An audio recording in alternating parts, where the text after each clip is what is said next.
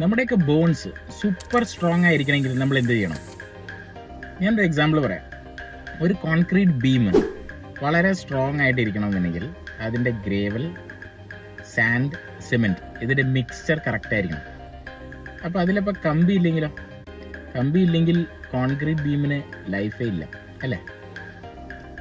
അപ്പോൾ ഈ കോൺക്രീറ്റ് ബീമിന് കമ്പി പ്രൊവൈഡ് ചെയ്യുന്നത് എന്താ? ടെൻസൈൽ സ്ട്രെങ്ത് ആണ്. അതായത് അതിനെ വളയ്ക്കാനും ചെരിക്കാനും പറ്റാത്ത രീതിയിലുള്ള ഒരു ഫ്രെയിം വർക്കാണ് കമ്പി പ്രൊവൈഡ് ചെയ്യുന്നത്. നമ്മുടെ ബോൺസും അതുപോലെ തന്നെയാണ്. ടെൻസൈൽ സ്ട്രെങ്ത് പ്രൊവൈഡ് ചെയ്യുന്നത് നമ്മുടെ ബോണിലുള്ള കൊളാജനാണ്.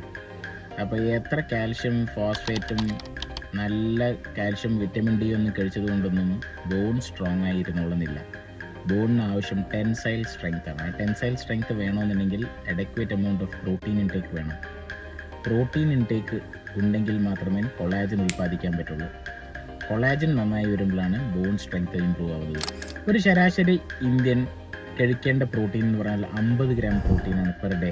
അത് ചെറുപ്പക്കാരിൽ പ്രോബ്ലി നല്ല ഹെൽത്തി ആയിട്ടിരിക്കണമെങ്കിൽ പോട്ടെ 50 പോട്ടെ 30 ഗ്രാം.